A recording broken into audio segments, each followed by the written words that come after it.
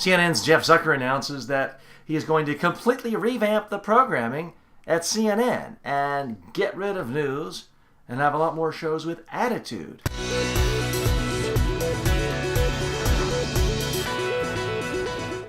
Now, I feel for Jeff Zucker. Everything he's tried thus far during his tenure at CNN has met with failure for the most part. Ratings have gone down, down, down.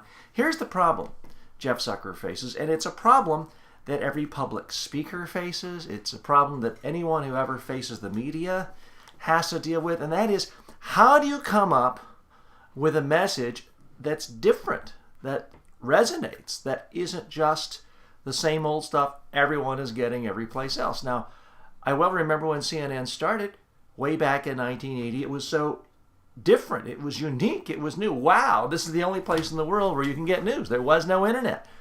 There was no cable news competition. Those days are long gone. Now, something many people don't realize is that CNN's greatest competition, in part, is CNN.com. Here's the reality. People don't need to turn on a TV to get basic news and information. That's not where people get news anymore. They're getting it from the internet. They're getting it from their cell phones. They're getting it from CNN.com and FoxNews.com. So what's a station like CNN, a network like CNN, to do?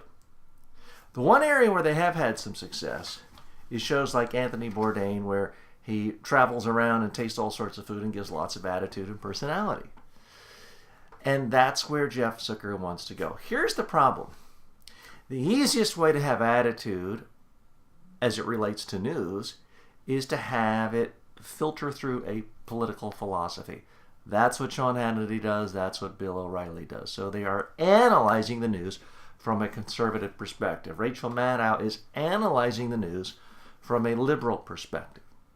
And if you try to analyze the news from a moderate, mainstream, mushy position, then you've got 24 hours of David Gergen. And I like David Gergen, but you can't make a network around that.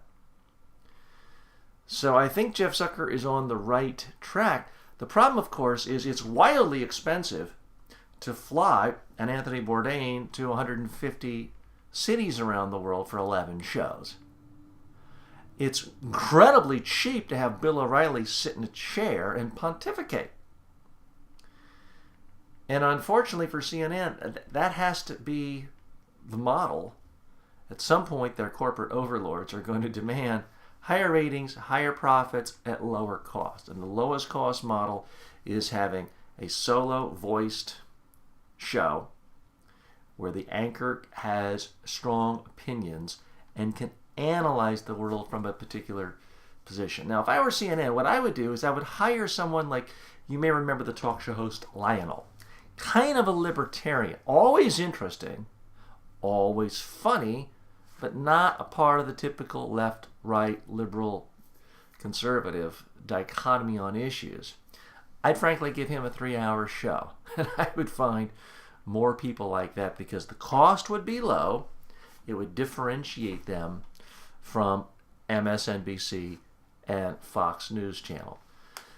So before we write off CNN, let's just realize the challenge they have is the challenge so many of us have when we're giving that speech to a trade conference, a trade show, an industry conference.